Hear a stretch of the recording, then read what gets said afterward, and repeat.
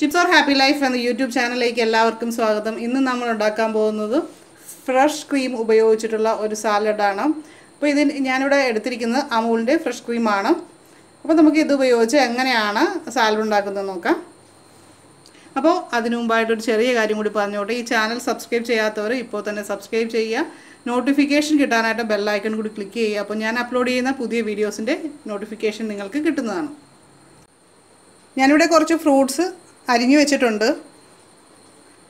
നിങ്ങൾക്ക് ഇഷ്ടമുള്ള ഫ്രൂട്ട്സ് എടുക്കാം. ഞാനിവിടെ ചെറുതായിട്ട് അരിഞ്ഞ ഏത്തപ്പഴം എടുത്തിട്ടുണ്ട്. അതുപോലെ തന്നെ ഒരു ആപ്പിൾ എടുത്തിട്ടുണ്ട്. കുറച്ച് മുന്തിരിങ്ങ ഞാൻ പച്ച കളറിലാണ് എടുത്തിരിക്കുന്നത്.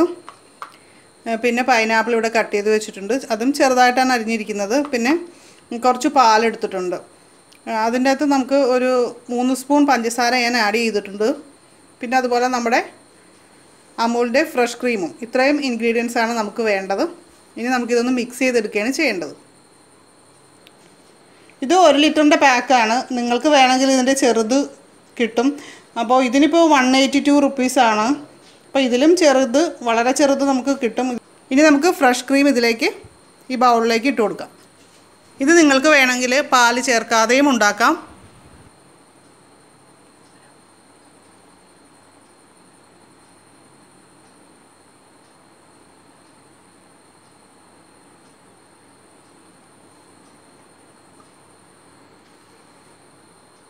ഇനി നമുക്കിതൊന്ന് മിക്സ് ചെയ്തെടുക്കാം. ഇനി നമുക്കിതിലേക്ക് കുറച്ച് പാല് കൂടി ചേർത്ത് കൊടുക്കാം. പാലിൽ നമ്മൾ മധുരം ഇട്ടിട്ടുണ്ട്.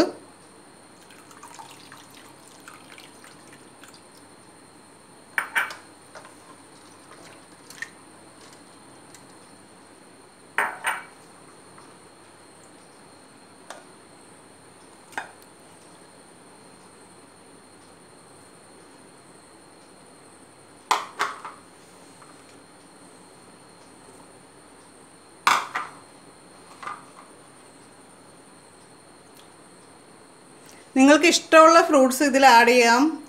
കൂടുതൽ കളർ കിട്ടാനായിട്ട് ചെറി, അതുപോലെ പോംഗ്രാനൈറ്റ്, ഇതൊക്കെ നമുക്ക് ചേർക്കാവുന്നതാണ്. ഇതിന് നമുക്കൊന്ന് മിക്സ് ചെയ്തെടുക്കാം. ഫ്രൂട്ട്സ് ആഡ് ചെയ്യുമ്പോൾ ഒരു കാര്യം ശ്രദ്ധിക്കേണ്ടത്, നല്ല മധുരമുള്ള ഫ്രൂട്ട്സ് ആഡ് ചെയ്യാനായിട്ട് ശ്രദ്ധിക്കുക. അല്ലെങ്കിൽ നമുക്കൊരു പുളിപ്പ് ഫീൽ ചെയ്യും. അതുകൊണ്ട് കൂടുതലും മധുരമുള്ളത് ചേർക്കാനായിട്ട് ശ്രമിക്കുക. നമുക്കിതിനി സർവിങ് ഡിഷിലേക്ക് മാറ്റാം.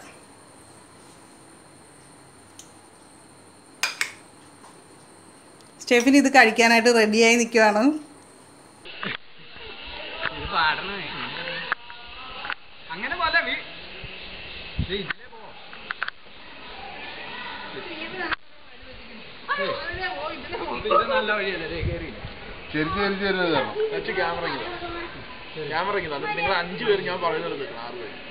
ഞാൻ നിൽക്കില്ല. ഫോട്ടോ എടുക്കുമ്പോ അതിനൊരു ഇത് വേണ്ടേ, ഒരു ഫോട്ടോജനിക് ആയിട്ടുള്ള.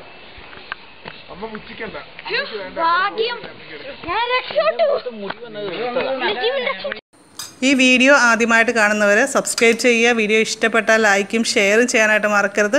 അപ്പോൾ നമുക്ക് മറ്റൊരു വീഡിയോയുമായിട്ട് വീണ്ടും കാണാം. എല്ലാവർക്കും നല്ലൊരു ദിവസം ആശംസിക്കുന്നു. നന്ദി, നമസ്കാരം.